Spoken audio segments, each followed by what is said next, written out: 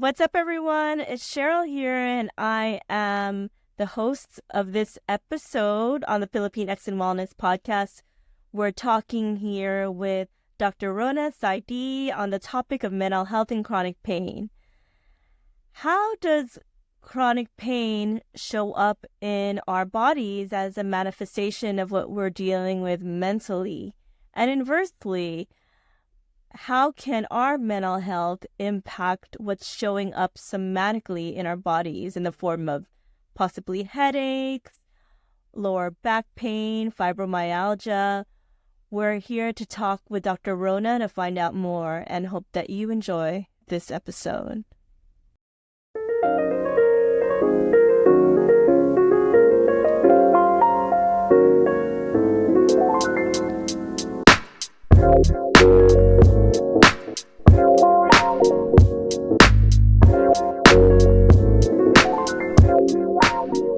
Maayong adlaw. Welcome to episode 6 of season 4 for the Pilipinx and Wellness podcast. I am your host, Cheryl Samson Ramirez, and my pronouns are she, her, sha. For this episode's audio description, currently I am wearing a light green dress. I have silver headphones on that are wired to my computer. They're as big as DJ headphones can be. I have wide glasses, vintage glasses with a rose gold frame and sparkly accents. And I have long wavy hair with blue tips. In my background, I have a curtain with white and gray zigzags. Following our last episode, Psychedelic Assisted Therapy with LCSW Wilhelmina de Castro, this month we'll be talking about mental health and chronic pain. Our guest for this episode is Dr. Rona, PsyD, mind-body psychologist, chronic pain specialist, and the Greater Los Angeles co-chapter lead of Therapy Nye alongside LMFT Ariel Landrum. As mentioned in previous episodes, all views discussed are for informational and educational purposes only. It's not meant to be medical advice, nor does it constitute therapy or professional advice. Always consult with your healthcare practitioner, especially before starting any exercise or new health program, or a qualified mental health professional for your particular condition. Without further ado, I'd like to welcome to our podcast Dr. Rona. Welcome, Dr. Rona. Hello, everyone. Thanks for having me here today, Cheryl. Yeah, thank you for being here. Yes, so I'm Dr. Rona. I use she, her pronouns. And for those who are tuning in, currently I am wearing a green striped top that's kind of off my shoulders a bit. I'm wearing gold jewelry. Also wearing headphones. Mine are white over the ears. And in my background, I have my beautiful Monstera plant that I love to look at and enjoy in my office. And that's where I am at today. Awesome. Now, Dr. Rona, we typically like to open our episodes with knowing where our guests are from. So, to your knowledge, where are both sides of your family from, and where are you currently streaming from? Yes, so my mom's side of the family, and my mom, she grew up in the area of Batangas. My dad was born in Cavite, also grew up there. I myself actually was also born in the Philippines, in Manila, but then my family moved to California when I was around 5 years old, so I did grow up here in California. Currently, I'm streaming from Tongvalan within the Inland Empire in Southern California. Great. We're just excited to expand our reach and have more representation geographically, globally throughout the world. So glad to hear that we're representing the IE in this episode. Yes. Yes. Now, we're looking forward to unpacking the intersections on this topic between mental health and chronic pain within this episode. Before we dive in, let's get to know you better and start with your origin story, Dr. Rona. What were the events that led to your path of pursuing a career in mental health? And why did you decide to specialize in the field of psychology specifically? So For our community that isn't familiar with a PsyD, the PsyD is the doctorate in psychology, correct? Yes, that is correct. So Rona speaking here. To be honest, I think mental health and psychology was kind of something that I fell into. When you're that age where you are needing to know, like, everyone's telling you that you need to know what college you want to go to, what to major in, and what to do for the rest of your life. Well, for me at that age, when I was in high school, I had no idea what I wanted to do. Yeah. So that was me as a senior in high school. The only thing I knew was that I didn't want to be a nurse. I wasn't interested in nursing.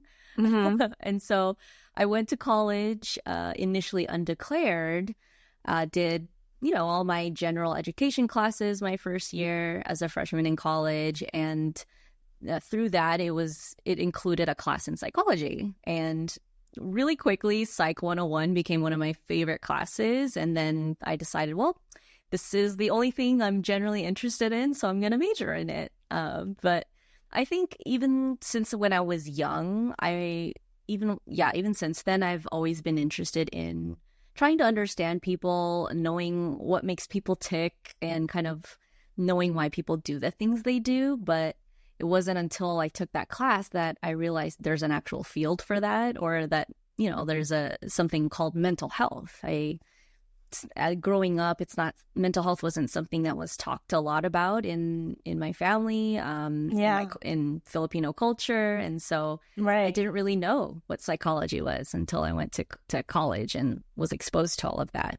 So it was definitely an eye-opening experience, and during that time, I also volunteered, did a lot of volunteer work working with kids, and I found that really fulfilling for me. I think because also on a personal level, my adolescence was, I feel like, a hard time for me in my life. And, I think everyone kind of says that their teenage years are tough, and they're tough in general, which is, definitely true. But when I think about my teenage years, I feel like in retrospect, when I think back on it, I really do feel like I was struggling with an undiagnosed mood disorder at that time. I felt like what I was experiencing was beyond the typical teenage mood swings. And I even sometimes struggled with things like depression and suicidal ideation, though at the time I didn't know that's what those things were called, right? And then I never really voiced it to anybody. So I'm sure a lot of people who maybe end up pursuing mental health as a career can probably relate to this, but it's pretty likely that my interest in mental health as a career stemmed from also wanting and needing to understand my own life experiences, how it shaped me to be who I am. Since it was never really talked about in my family growing up or just in Filipino culture in general, I think pursuing the field it became a meaningful journey of me understanding and healing myself along the way too. So. Yeah, I can totally relate.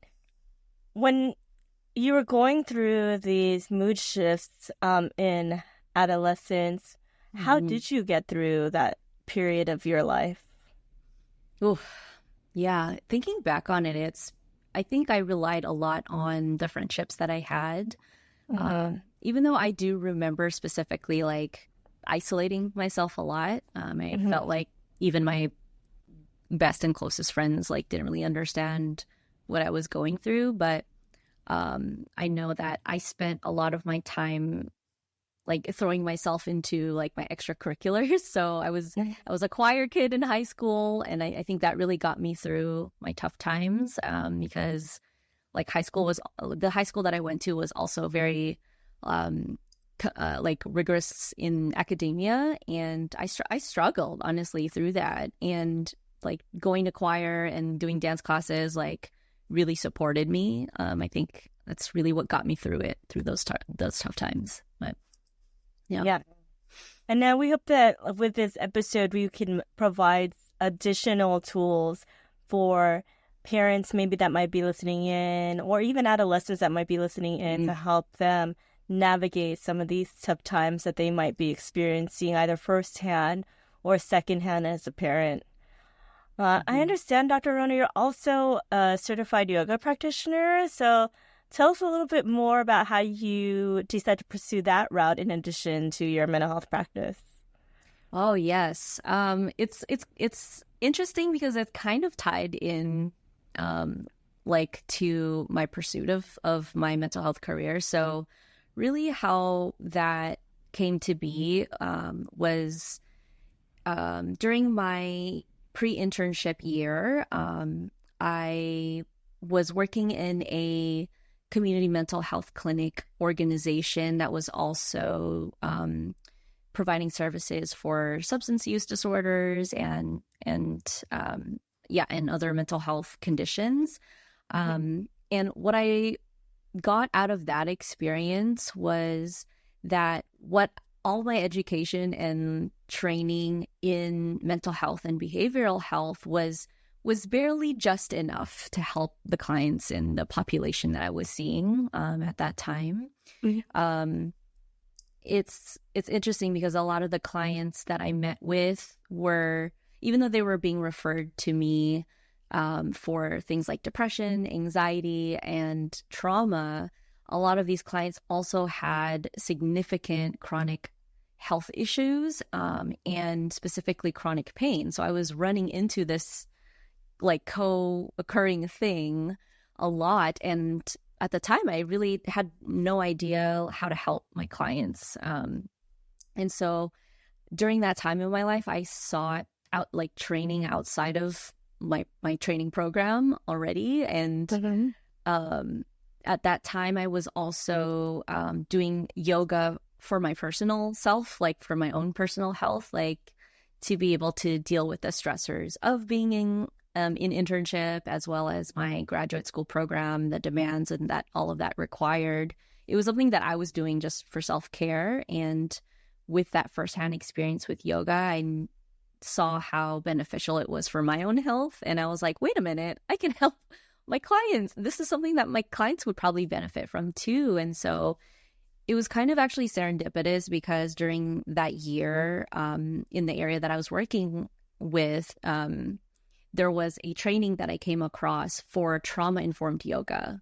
And at that time, I had no idea that was a thing. I was like, I'm just a person who goes to yoga classes, like, on the weekends or whatever. But I didn't know it was a thing. And I came across this, and as a mental health clinician who was working with a lot of clients, a lot of trauma clients at that time, it obviously struck my interest. So I signed up for it. I did like this weekend intensive training and learned all these things that could be helpful for my mental health clients that I was seeing at that time. So it all became kind of integrated into each other, and I wanted to continue implementing that into my work with folks. And so after my internship year, I then pursued a postdoctoral fellowship in primary care and chronic pain. And it was in that experience that I even further pursued a yoga teacher training certification, specifically through Stanford, who offers this Yoga X program, which is meant to integrate yoga into healthcare settings. And so I was like, this is perfect. This is exactly what I'm interested in. At the time I was just like, hey, I'm integrating some things that I learned from this yoga thing at the time into my work. But now there was this program that I came across that had that very intention of how do we bring yoga into healthcare settings? And so I was like, let's do it. I signed up for the whole teacher training and became, I completed it, became certified, and it was just a fantastic way to grow my passions and interests in mind-body health. And yeah, it really helped me understand the importance of health psychology, which was not a thing that I even knew about when I was back in grad school. So I didn't know that was a specialty. I didn't either, actually, until now. I didn't even know that is a health psychology. That's really fascinating. I know that yoga has different types of branches, right? Like there's like Iyengar, Hatha, Kundalini. So your particular practice, is it rooted in any one of those branches or systems, or? So the program that I did the teacher training in, they specifically attend to like the 8 layers of the self. So they really draw back to the traditional and authentic teachings of yoga, which I really appreciated as part of the program. And so, yeah, I mean, they taught us a little bit about different types and different branches of yoga. But the main like things that we focused on were sort of the like 8 layers of the self and things like that. But it was pretty fun. Yeah. Cool. And now, did you get to practice also in a healthcare setting? You mentioned, yeah. Yeah. So, this was during my postdoctoral fellowship year. So I was working actually in San Mateo Medical Center for my postdoc. And what was really fun was I was able to like have a yoga group for patients who were dealing with diabetes. Their medical primary care physicians wanted their patients to be more active and kind of do more exercise, and yoga was kind of like a way to encourage people to move a little bit more, to incorporate exercise into their everyday routines. And so I was able to incorporate that in the medical center there, and that was really an amazing experience. So I really enjoyed that, and then also incorporated it into my one-on-one sessions with patients too. And talk about alignment. I mean, diabetes is one of the medical concerns and challenges that our community is also dealing with. So it's pretty awesome to hear that you got firsthand experience in working with that specific population and helping them navigate their own health challenges as they've been diagnosed with diabetes. And you're talking about both. I know there's 2 types of diabetes, type 1, type 2. Yeah, it was for anyone in the clinic who was referred by their primary care physician to like join the class. So, and what was the outcome of that experience? When like thinking back on it, how did your patients respond to that experience of having gone through that program with you? Yeah, it was so rewarding to see patients come in and really engage in the class. I think for a lot of them too, they were like monolingual Spanish speakers and or folks who are like bilingual. And so, maybe it was their first time doing yoga ever. And, it was free for them. It was covered by their Medi-Cal insurance. And so I think for them, it was a really proactive way that they could take charge of their health. And it was easy access for them. They just come to the same medical place, setting where they do all their medical appointments, and they're able to attend this class. So I think it was really, really helpful for them. Like they found the experience a great complement to all of their other medical appointments. And it was something that I feel like they felt good about, like being able to move their bodies in a way where, a lot of times exercise can feel intimidating for folks who've never tried it before or who haven't implemented that into their everyday routine. And so gentle yoga was a way that we could access like all kinds of patients and patients of different levels, right, of activity. So because we incorporated a lot of like chair yoga, and it was very specific to implementing like accessibility, right, for all kinds of patients. No, for sure. I know my favorite part of a yoga class is Shavasana. Yes. Yes. Oh, it was wonderful to like see everyone just fully relax in those moments. So, and for those that are unaware of what Shavasana is, it's like usually at the end of class when you can just let go and relax in a resting position. Yeah, sometimes you fall asleep too, and like people really need that. And sometimes you end up snoring too. I've heard that in classes. Yeah, so you get fully relaxed. Yeah, that's the biggest compliment to a yoga teacher right there. I know I did my job. Exactly. Now, let's move in more to your experience in being a mind-body psychologist.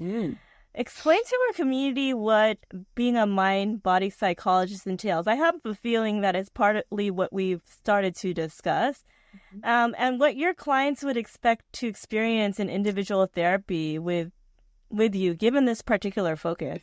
Yes.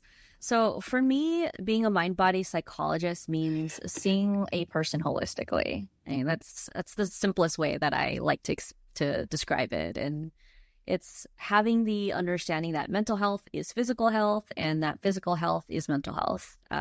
So I always like to say that as human beings, we are all literally one being. Like, we have many layers, but in my opinion, seeing those layers as completely separate from one another would be doing a disservice to a person who is seeking like services or treatment.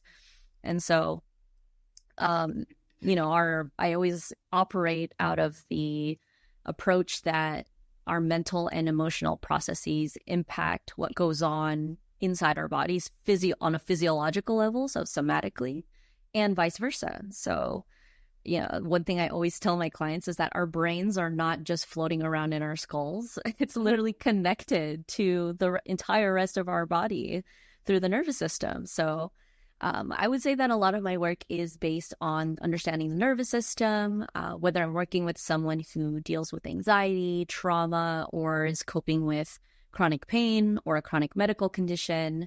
Yeah. In my work with clients in individual therapy, I teach a lot about the nervous system. We discuss strategies for regulating the nervous system and understanding how mental health can manifest somatically in the body. I also often include discussions with my clients about their health habits or lifestyle, because the people who see me in therapy generally are looking to balance their life as a whole. So they are wanting to work on implementing healthy habits and improving their relationships with their bodies. So generally what clients can expect to experience when working with me is that I also integrate mindfulness and yoga, as we've kind of been talking about, concepts and techniques and philosophies from those, from the branches of mindfulness and yoga. So things like meditation, somatic tracking, a lot of breathing exercises, and even mindful movement. Those things are usually a part of every session that I have with all my clients, no matter what they're bringing in, as I find it's really important to make those things a consistent part of my work with folks. Right. And that sounds like a total epitome of psychosomatic right there. Yes. The connection between the mind and how it manifests in the body. Mm-hmm. I'm just curious to know, getting your doctorate in psychology, what was your dissertation on? Yes. Great question. So, yeah. My dissertation, it's the title's like quite a mouthful, so I'm not gonna go into it. But no worries. Essentially, at the time, I was very interested in knowing more about Filipino American mental health. But when I was in grad school, there actually was not a lot of research on it. We had Dr. Kevin Nadal's work, which I think a lot of people in the community are familiar with.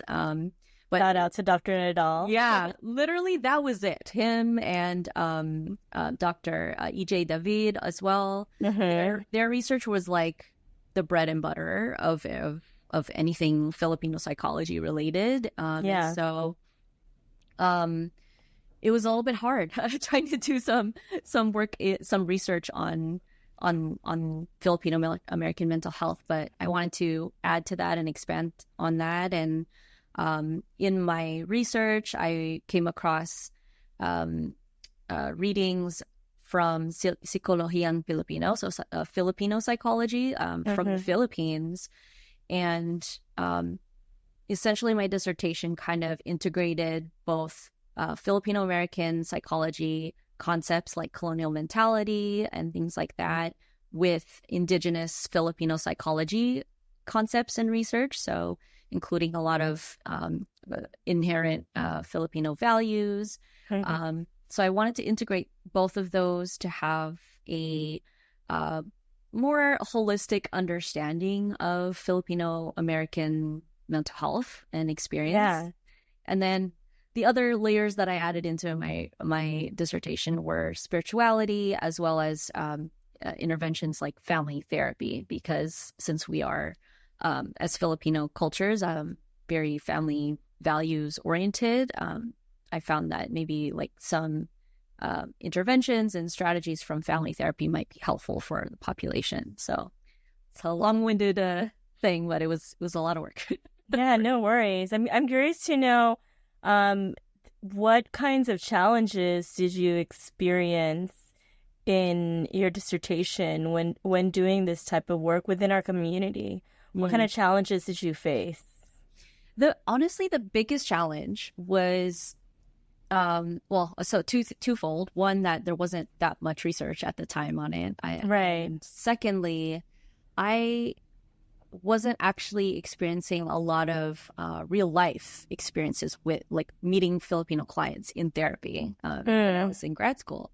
Just like the areas I was working with, not a lot of Filipinos, but also, the research shows that Filipino Americans have a low help seeking rate. So I think that has changed since I was in school. And also with the research piece, I think there's been a lot more research now into Filipino American mental health, which is awesome. I'm so happy to see that happening. But yeah, those two things I would say were the hardest things, was not being able to have real life experience while I was doing my dissertation, or like exposure to working with Filipino Americans directly in therapy. And then also the lack of research, to just a lot, like lack of resources, really. And what were your major research findings that came out of it? Yeah. So my research was like a lit review, and I sort of like conceptualization formation. So I didn't like have a hypothesis that I was testing, or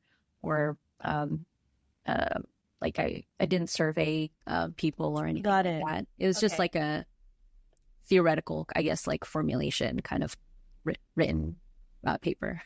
I see. Okay. Mm-hmm. Thank you for clarifying that. Mm-hmm. Now, Dr. Rona, you offer online therapy sessions for around various areas and foci. So share with our community what areas you typically address or encounter in your therapy sessions. And now, wait, before we dive in, let's first talk about demographic. So that can give us more context around the demographic of your clients. Let's maybe start first with age, gender identification, and ethnicity. So most of the people who I see in my practice are Filipino American or AAPI. I see a lot of women of color, usually 20s to, I would say, 40s, late 40s. A great range of folks. I see a lot of people who are first, second, or third generation descendants of immigrants.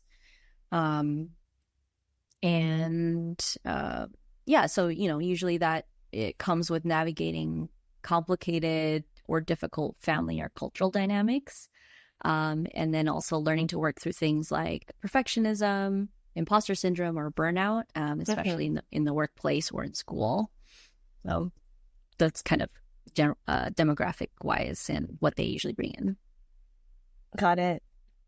Are there also different, when you're talking about your own experience growing up in adolescence, your undiagnosed mood disorders, are there also prevalent themes that are coming out in your therapy sessions with this particular demographic that you identified? Yes. So, the folks who usually see me deal with a lot of high functioning anxiety. Very relatable for me personally. Okay. Folks who are like high achieving. Sorry, that's my dog. For the folks who are hearing that, wants to participate in the conversation, chime in as well. Yes. So a lot of high achieving folks. A lot of folks who bring in a history of complex trauma. So maybe they've like gone through a lot in their life, dealt with a lot of experiences that have shaped who they are.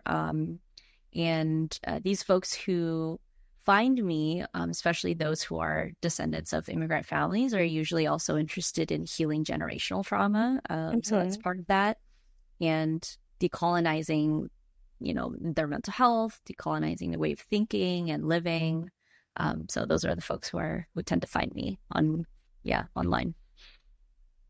And because you're a mind-body psychologist, I'm curious to know how is this maybe like trauma or this high anxiety, how is it showing up in the body with your clients that you see?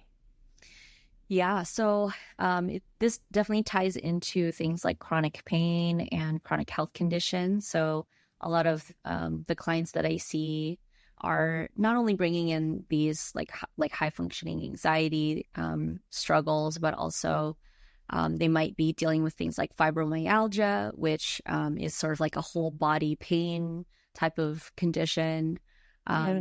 Other chronic health conditions, like we've talked about, diabetes and high blood pressure, those are really common that folks might bring in. Chronic fatigue, as you might probably guess, folks who are, high achieving or in really high stressful jobs, or are in school in really difficult programs. They might be dealing with things like chronic fatigue, even things like health anxiety. Chronic headaches and migraine is a big one. IBS, irritable bowel syndrome. Those are, to name a few, some ways that stress can manifest in health and a chronic health condition. Interesting. I'm listening to you and I'm wondering if our community is also listening to you, Sharon, and are like, well, I might have chronic fatigue because I like to take naps like after work. I mean, how would you differentiate just being tired from your workday and like chronic fatigue? Sure. How would you like differentiate and distinguish the difference between that?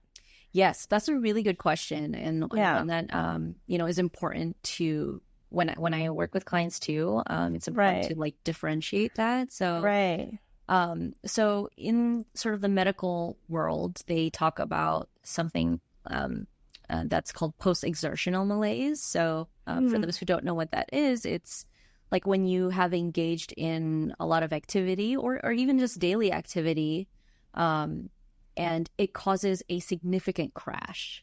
So it's beyond just feeling tired and needing to take a nap in the middle of the day. It's when, it becomes difficult to do everyday things. Maybe it feels like it requires so much energy to do even just the regular everyday things. And then when you do them, you have a significant crash where maybe you're not even able to function for a day, a week, 2 weeks. Oh, wow. So it can be quite debilitating for folks. Just like the level of energy navigation is really difficult. And that's when when it's impacting kind of your daily functioning, that's like the more severe kind of chronic fatigue or post-exertional malaise. Wow. You're probably having some listeners listening to this saying, okay, Dr. Rona, I'm waiting for your contact information. How do I sign up to be one of your clients? Especially as you're explaining this process, I'm sure there are people that are like, all right, get to the contact information already, Cheryl. We'll get there. Okay. Now let's dive in and talk about our episode title, Mental Health and Chronic Pain. This is Cheryl speaking. Explain to our community how mental health and chronic pain are interrelated, Dr. Rona. Yes. So, as I mentioned before, I like to say that mind and body are one, and you can't necessarily separate them without talking about the other. At least I don't think we should. But to kind of like go more deep into this, when a person is dealing with, let's say, anxiety or depression or other mental health condition, it's often inevitable that things like their sleeping habits, their eating habits, or other physical activity is also impacted, and usually in a negative way. And in turn, this can be detrimental to a person's physical health And then when that is being experienced over a long period of time, that can lead to a chronic health condition. On the flip side, if a person is dealing with a chronic pain condition or other chronic medical condition, it is also inevitable that their mental health is affected and their sense of well-being. Things like their cognitive abilities, so concentration or focus are things that my clients often bring up that gets affected. Ability to regulate their emotions when they're under high stress, so stress management. Their relationships with family and friends gets affected.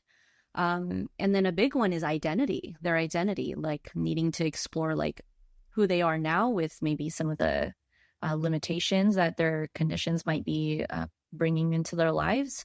That can affect self-esteem. It can affect self-perception. So all these things related to mental health gets affected as well. So a person dealing with chronic pain or a chronic health condition too, over a long period of time, they might feel a sense of helplessness or hopelessness, like a struggle with feeling like they'll never get better is a common theme that I come across, and that can lead to feeling depressed. It can lead to depression, or maybe they're dealing with constantly worrying about their symptoms or their health, which, the anxiety gets really spiked and amplified then. So it becomes a bidirectional relationship between mental health and physical health.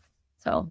Now, typically when people come to see you, are they leading with the somatic symptoms that are showing up, the chronic pain? Are they leading with more of the mental health and the chronic pain being a secondary thing that's showing up? Or is it kind of a combination of both?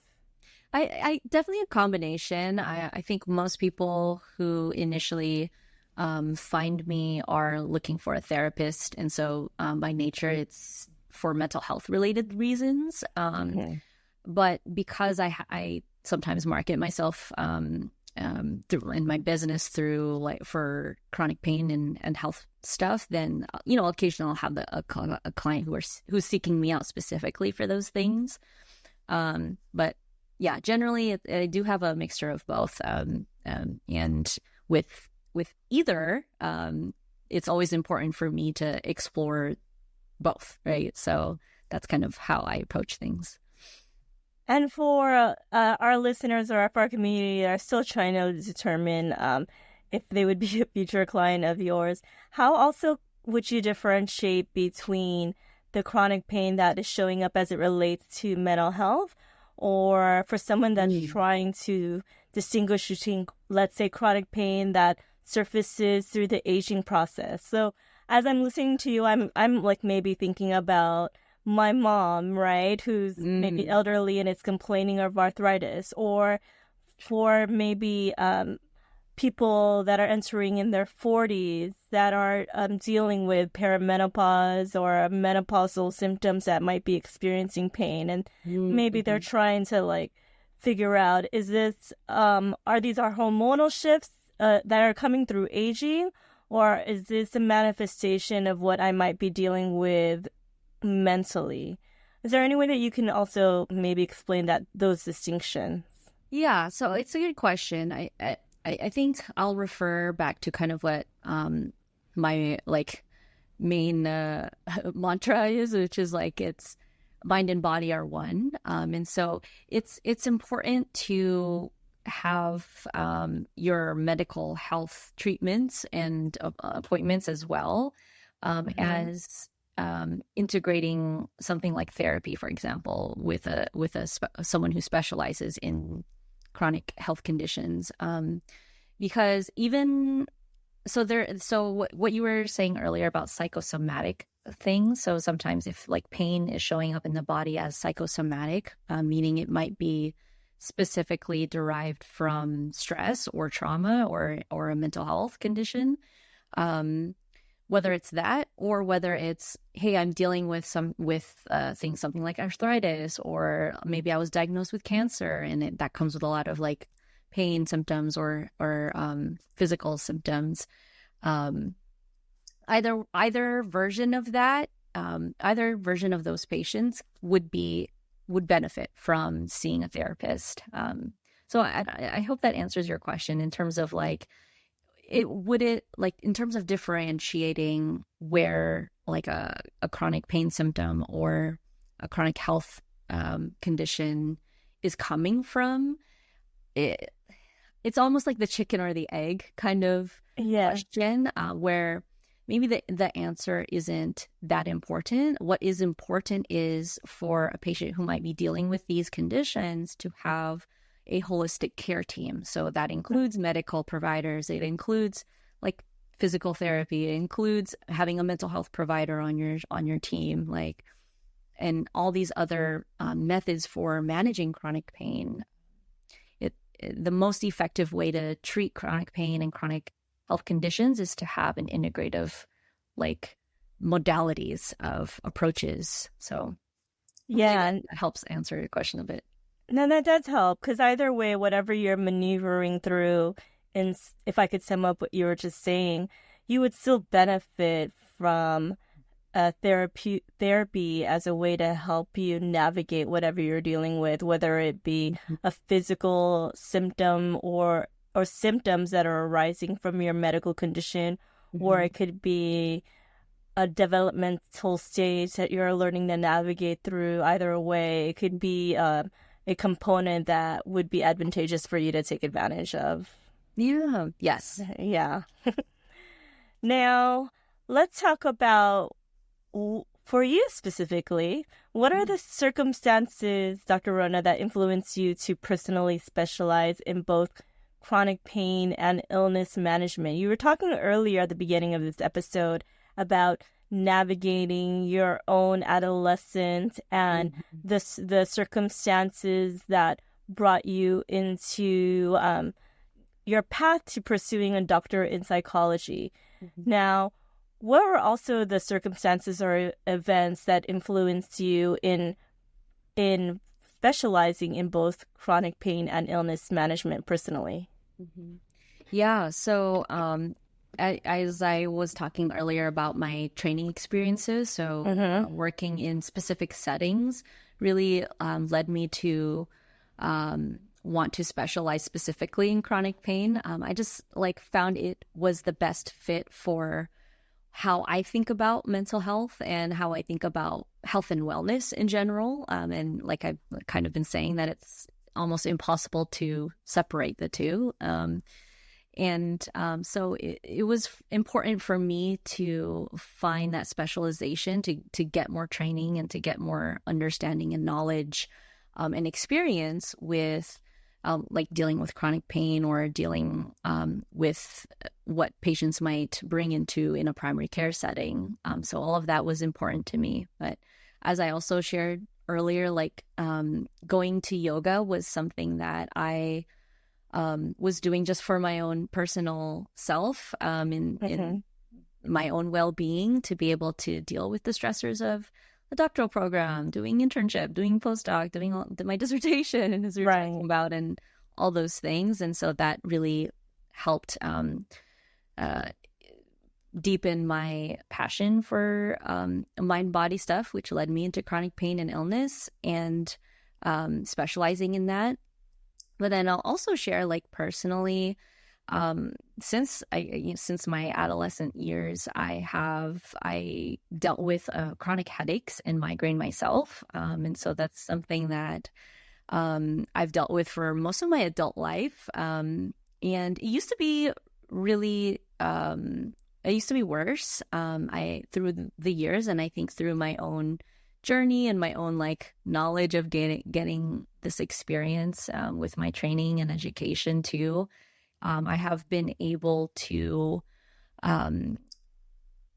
really manage my chronic headaches and migraine to a point where my frequency of them and the intensity of them has decreased a lot. So it's really helped me. It's important for me to practice what I preach, so to speak. So the things that I work on with my clients, I have to practice them myself too. Nice. Now, in a typical therapeutic session, for a client, other than maybe some yoga techniques or mindfulness practices?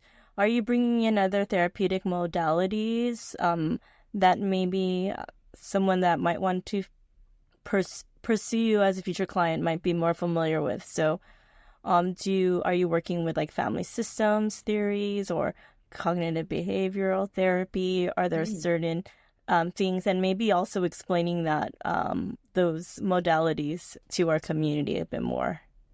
Yes. So the graduate school program that I went to, the emphasis was on family systems, actually. So having a systemic understanding of life and the world is really the root, I would say, of where my practice is in general. But other modalities that I also integrate into my work are things like cognitive behavioral therapy. There's specific things around that, the structure of that can be helpful for things like chronic pain, specifically, especially for things also like anxiety and panic, which is something that I work with as well. The structure of that, the exposure therapy type things to anxiety or panic symptoms that can integrate really well with mind-body stuff. And then the other modality I also integrate into my work often is acceptance-based therapies. Specifically the modality I'm referring to is acceptance commitment therapy, which really kind of comes from almost like a third wave of psychology modalities, and it is based on a lot of mindfulness approaches as well. But I find that specific approach can be really helpful for folks dealing with chronic pain or chronic health conditions as well, because the main, I guess, point of doing acceptance commitment therapy is to practice things like radical acceptance, to learn self-compassion, and then also to emphasize your values so that you are learning to align your life and your choices to what's important to you to build a meaningful life, even if and even when we are dealing with a mental health condition or a physical chronic health condition as well. So that I find that quite helpful for all these things. Okay. Let's root this work more within our community, because we are Filipinx in wellness. Yes. Are you seeing some themes when it comes to the manifestation of chronic pain? I know you talked about themes earlier within mental health that, of the clients that you're seeing. Are there also themes that are coming up with the way chronic pain is manifesting within our community? Oh, yes. Great. I'm curious. Great Question. Yeah.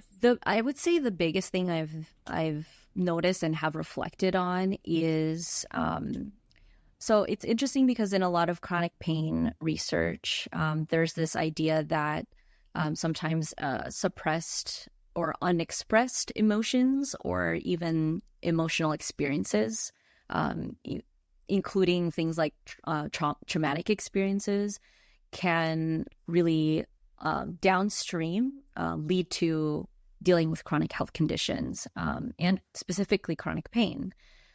So how I see that relate to Filipino communities and the clients that I see is how a lot of our struggles and difficulties are often not allowed to be talked about, or that we don't often have a space or the permission to talk about the things that are hard, right? To talk about the traumas that our families go through. And I think that has a lot to do with sometimes how that shows up in our bodies, and how that can manifest into something like chronic pain, and other chronic health conditions as well. So it's very fascinating stuff, and I think about it a lot. So I appreciate that question. Yeah. Do you see it physically manifesting in certain body parts that are like common? Like for example, are you seeing a lot of things like centralized in the back, or like headaches? Like, yeah, in terms of location within the body, are there any themes in that? I would say it's all over the place, but I would say common ones are headaches, chronic headaches, and migraines. Okay. Is really common in women specifically, and also high achieving and high stress environment. So like maybe someone who has a high stress job. Mm-hmm. Also, chronic low back pain is common, and all body pain. So things like fibromyalgia, which is really where the chronic pain conditions typically find themselves as well, is in like kind of whole body. So meaning like the pain can travel, which is what's fascinating about chronic pain too. Yeah, no. I think I was selfishly asking you that question because I was waiting for you to identify where my pain is located. And I'm like, okay, that explains that chronic lower back pain, because I actually deal with intermittent chronic lower back pain. And that's interesting that you just named that that's one of the common like locations where we hold pain. Interesting. Yes, I myself also deal with that too. So yeah. Wow. That's 2 for 2 right here.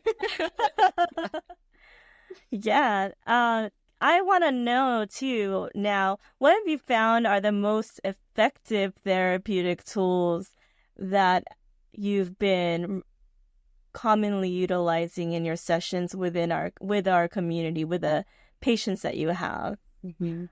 Yeah, so the things that I have mentioned before, like acceptance commitment therapy based modality, those things I find are most helpful, because it's hard to imagine a life where you are able to do the things you want to do, especially if you're dealing with something like chronic pain or a chronic health condition. And so through that modality, I really focus on working with clients on identifying their values and how every day is there a choice that you can make to align yourself with your values in however way your body is showing up that day. I think it helps to facilitate a sense of agency where oftentimes clients don't feel like they have a control over their life, right? They have an illness or pain that is all consuming. Or, if it's depression or anxiety also, like that can be really all consuming. And so empowering my clients in finding their own agency by aligning to their values, the things that make their life feel meaningful and important, is, I find, one of the most effective and helpful things that therapy can provide, and that I do with my clients. Okay. Typically, do you have a certain number of sessions with clients? How do you know that they're ready to be terminated? Or how do you know that when do you reach a point where you know that it's time to terminate the therapeutic relationship? Yeah, great question. So this is an interesting discussion I always have with clients, because they typically have the same question, right? When they're starting, they're like, how long do I need to do this for? Like, how will I, like, do I need to be in this forever? And what I always say to that is, if you are pursuing individual therapy, and especially in sort of like a private practice kind of setting, like you're just seeking a provider out, and if you have the means, seeing therapy as sort of like your health and wellness like trainer. So I don't like to put a number on like, hey, like we'll have 8 sessions together and you'll be done. You'll be great. I always tell my clients, like, you can always be working on something in therapy. We have the benefit here of being able to create space for yourself to work on whatever it is that you feel like is helpful to you. So I don't like to put like an end date per se or a number of sessions. It really depends on what clients are bringing in. But that being said, I always also tell them, like, you don't have to be in this forever. Definitely there can be chapters or phases in therapy where maybe you're in it for some time and you want to take a break, and then you can always come back. Or you feel like you're at a point where actually all the things that I want to work on, I feel like I have a good grasp on. There's still things I'm working on, but like I know what to do. Then you know you're ready to be done, and not have to return ever. So, but that being said, I always tell clients, like, you are always welcome to come back, because I think as human beings, we're always evolving, always are, can improve on something. And I like to have that sort of open door for clients to be able to come back if they feel like they want to ever later in life, or, if they've taken a pause. Got it. Now, do you specialize just in individual therapy? You were talking about family systems earlier, so I wasn't sure if you also see the whole family system, or do you do couples therapy? I know we had an episode talking about Trauma Bond, the Trauma Bond series that came out with One Down Media. When we did that episode, Leo Albea, the CEO and founder of One Down Media, mentioned that when they were reflecting on trauma, a lot of it was rooted in the trauma that was passed down from their parents. So I'm curious, when you approach your sessions, if you also include other family members, or typically do you just work with that individual?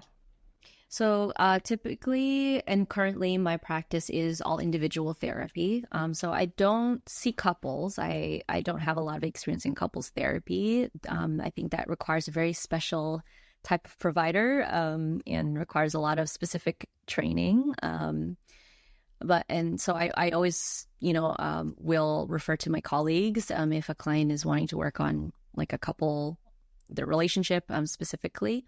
But in terms of family stuff, I don't do family therapy. Most of the clients that find me are the ones that are like, I'm struggling because my family or my parents are difficult to navigate and difficult to communicate with. And most of them are not willing to even pursue or be open to therapy. And so that's the biggest challenge, is how do we start change in the family system when it's, just one person coming to therapy. But I would say that it's not impossible. It just, there's certainly a requirement of like, there's going to be a level of acceptance that is needed for the fact that we cannot control another person. But that doesn't mean there aren't things that you can do individually to, especially protect your own mental health, learn how to set boundaries. Yes. And how to communicate in a way where you feel like, you're taking care of yourself, whether or not your family member is willing or unable to reciprocate. All right. Let's shift and talk about your yoga, because I know that you also offer group sessions, workshops, yoga and mindfulness classes. Tell us more about these. Yeah, so occasionally I'll have things like group therapy that I offer. So in the past, I've held like group therapy for folks who are dealing with chronic pain. And in those kind of types of groups, I'll integrate like a yoga portion as well. So it's quite nice. We like gather and folks share about their experiences, and then I might have some like material on chronic pain, and then we go into like a yoga class essentially. So that can be a fun thing to do. And other than that, I do also like to hold workshops and classes, like you're saying, on things like Filipino American mental health topics, chronic pain, anxiety, intuitive eating, body image. And generally, when I host those, I do integrate yoga or mindfulness in all those things too. So yeah, sometimes I'll have drop in like I'll do like an occasional one-off online yoga class for folks who might be interested in signing up and things like that. So it's nice to be able to offer that kind of service. Yeah, that sounds like a fun array of topics that you provide for our community. Being that we're in September of 2024, do you have any upcoming workshops or classes that our community can sign up for if they're interested? I don't have any yet. I'm definitely still planning for the end of the year at this point. But if folks are interested in keeping up to date with workshops and classes I usually encourage folks to follow me on Instagram, or they can sign up for my newsletter on my website as well. I like to post event announcements on Instagram and through my newsletter on my website. So I can provide that information too. All right, folks, look out for that. We're going to get there. This is Cheryl coming back in. So, Dr. Rona, you're also the Greater Los Angeles Co-Chapter Lead for Therapeutic with Ariel Landrum, LMFT. And that stands for Licensed Marriage and Family Therapist when it comes to that acronym. Explain to our community the areas that you cover within Therapeutic a little bit more for them to understand it. We had Christine Melendrez actually in an earlier episode talk about Therapeutic being the Bay Area chapter lead. And what's in store for your regional chapter moving forward towards the end of the year? Yes, Ariel and I are both very excited to be co-leading Therapeutic Greater Los Angeles. And we aim to support the Greater Los Angeles, which includes LA, of course, Orange County, and the Inland Empire region. So quite vast, but I wanted to include anyone who might be looking for a community of therapists, of healthcare providers, wellness practitioners, since I know there's a lot and the region can feel quite vast. And so just wanting to invite whoever is looking for that kind of community. But yeah, we have tons of plans in the works. We're hoping in the next year to host things like a health and wellness fair, maybe a retreat for providers and wellness practitioners, and other events for the Filipino community at large to gather, talk about mental health, learn about wellness, and just continue building that sense of community here in a region that can feel quite vast, as I was saying. Like, I want people to feel connected. So that's our aim. And then question, I know that we have some of our community also in Ventura County. Would that be something that, they would also be able to take advantage of your regional chapter? Oh, sure. Yes. So Greater Los Angeles, yeah, we're trying to capture anyone who just is interested in meeting and being connected to this community. In Southern California. So San Diego, for folks who are in San Diego, there is a San Diego chapter of Therapeutic. So aside from San Diego, anyone in the sort of near LA region, we're trying to reach. So yeah, let us know. All right. And we'll also have you share that information for folks that want to be a part of Therapeutic and want to learn more about your upcoming events. Yes. Being that we're a health and wellness podcast, we typically like to also ask our guests, what are your own health and wellness routines or self-care practices? So we know that you are a yoga practitioner. What additional health and wellness routines or self-care practices do you do outside of your therapeutic and community roles that you hold? Yes, so it's been a great year actually for me for this question, because I have recommitted to my mind-body health this year. So this year I have discovered reformer Pilates. So that's been an amazing thing for me exercise-wise, because I find that it's really focuses on that mind-body connection. There's like a targeted exercises and movements for specific areas of the body that really help me to attune to those parts of my body. So I find that really great for mind-body connection. And I notice myself getting stronger each time. So I love that It's been really great. But other things that I've been enjoying this year is returning back to dance, actually. So when I was in high school and college, I used to dance on competitive hip hop teams. But since starting grad school, like that part of my life had to kind of go on the back burner. And so it's been amazing to kind of come back to it now. I take classes here or there. I also am exploring other like dance modalities that I haven't done. Like earlier this year, I tried pole dancing class for the first time. Wow, that requires so much strength, and I found it really empowering.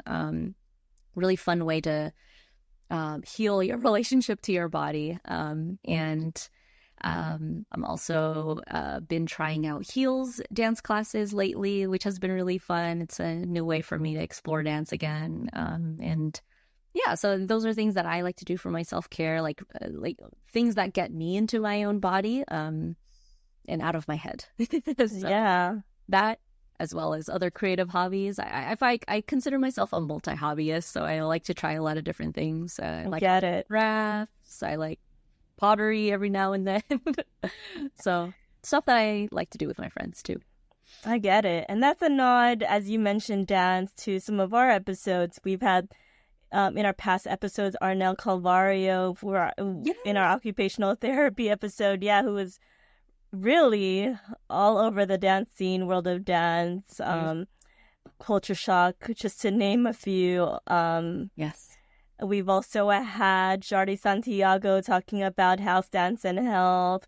We've also had Bea Lasaka and Adrian Harbruda, who came on to talk about breakdancing.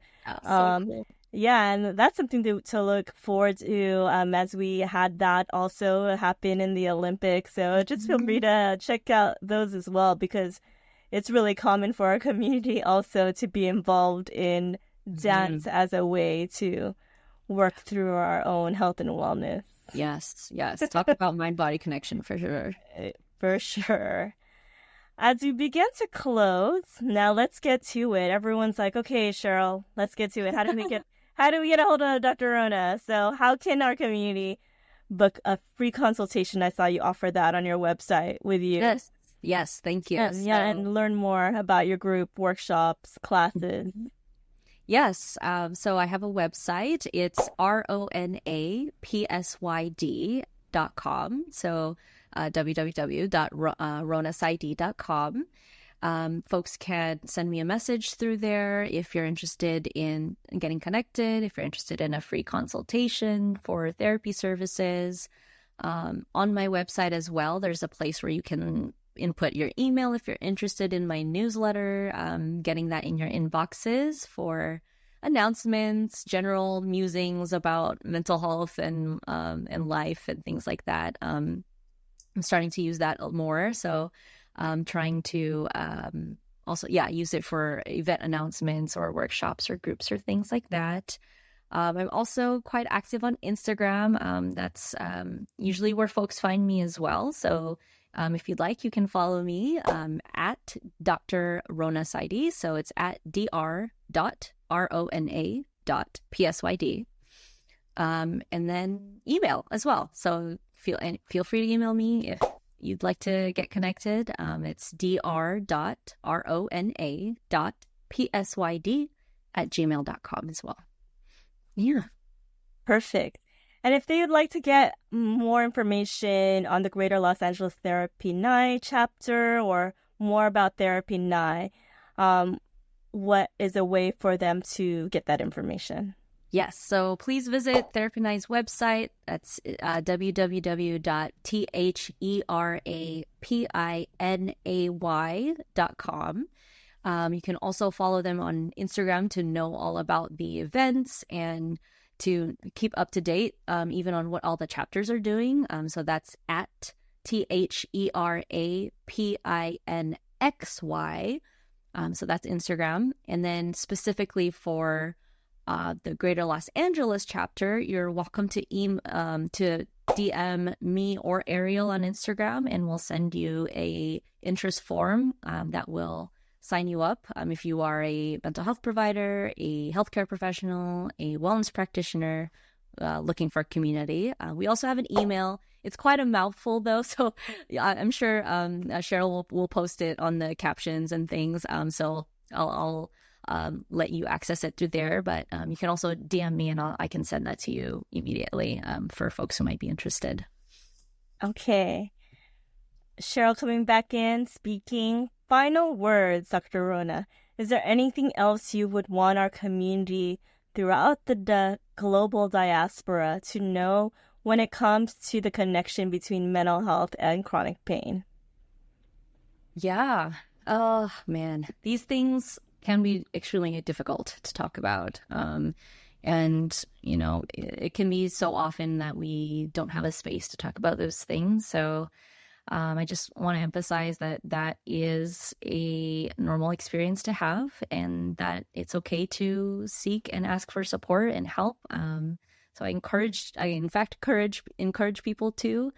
It's so important to find ways to take care of both your physical health and your mental health. Once again, they impact one another. And, you know, I always tell people too that it can be overwhelming to know where to start sometimes, but start anywhere. Anywhere will do, and take it one step at a time. Lastly, I think the last thing I'll add is that community is so important and so effective for managing things like mental health or a chronic pain or a chronic health condition. So finding support groups, classes, or workshops to meet other people who are also going through those similar things. Sometimes they're going to be the ones who really help and support you, even aside from all the providers you might be seeing. So I always encourage that to folks. It's easy to feel isolated and alone when we're trying to navigate mental and physical health challenges. So give yourself permission, seek help, support whenever and wherever you can. Yep. Great. Well said, Dr. Rona. Before I jump actually into thank yous and acknowledgements and promoting our next episode, I thought about our community and how this is a global community tuning in. Do you happen to know other maybe therapists or other providers in other regions that are doing similar work, just in case they're in different time zones? But also, you also work with, I guess, individuals in different time zones as well, I'm assuming, or? So actually my license is California only. So okay. At this time, I am only seeing California clients. I know California is working on potentially being part of PsyPact, which is kind of a more national, not permission, but like a licensure almost to be able to see clients in other states. But until that happens, it's unfortunately I'm not able to see other clients for therapy specifically. When it comes to any classes or workshops that I might have, anyone is welcome. So that is a way that folks can access me. But in terms of other providers, I definitely recommend, if you're looking for a mental health practitioner or wellness practitioner, somewhere like Therapeutic, if you identify as Filipino, they have a directory on their website, so you can search, and you know they're collecting folks globally, practitioners globally. And then if you are someone dealing with physiological conditions, PPD, which is the psychophysiological disorders, like there's like an association or they have a website. You can search for providers and healthcare professionals as well through them. So okay, and that's a national website in the U.S. or is that also international? International. Mm-hmm. Okay, great. Thank you again, Dr. Rona, for talking with us and teaching us more about mental health and chronic pain. We look forward to witnessing your journey unfold with both your therapeutic practice and the Greater Los Angeles Therapy 9 chapter. We can't wait to see what more you have in store for us as both one of the regional chapter co-leads and also your therapeutic practice as it continues to develop and evolve. We'll also continue to help share your upcoming opportunities as we stay connected in partnership. Sounds good. Thank you so much. I just want to say thank you, Cheryl, for having me on. I really admire and love what you all are doing here at Filipinx in Wellness. So it's so needed to, I think, sharing resources and talking about these things is so important in our community. So I want to thank you as well. Oh, you're welcome. And to our community, for our next episode, we'll be bringing back from our first season on Clubhouse, author and co-founder of the Kailukuan School of Indigenous Science, Ka Virgil Mayor Apostol, as we discuss cultural perspectives on wellness for Filipino American History Month. Stay tuned as this episode will air on Wellness Wednesday, October 16th. As we close, we'd like to acknowledge once again our guest speaker, Dr. Rona PsyD, our graphic designer and producer for our opening and closing track, Ritchie, our advisors, Allison De La Cruz, Rian de los Reyes, and Salfo Teologo, our community partners, SoCal Filipinos, This Filipino American Life, Rising Filipinas, Therapy Nye, and all of our community members for your shares and support. As always, we'll share more about our guest offerings on our Instagram stories and highlights for permanent access with any of their upcoming events. Be sure to follow us at Pilipinx in Wellness on Instagram, Threads, Facebook, Apple Podcasts, and Spotify, and on X at Pilipinx, the letter N, well, followed by the letters N and S. Don't forget to continue to hit like and subscribe on our Pilipinx in Wellness YouTube channel. Thank you always for believing in us. Yes. Be well, everyone. Continue to take care of yourselves and each other. Yeah. Sis, maraming salamat. Madamogid na nga salamat.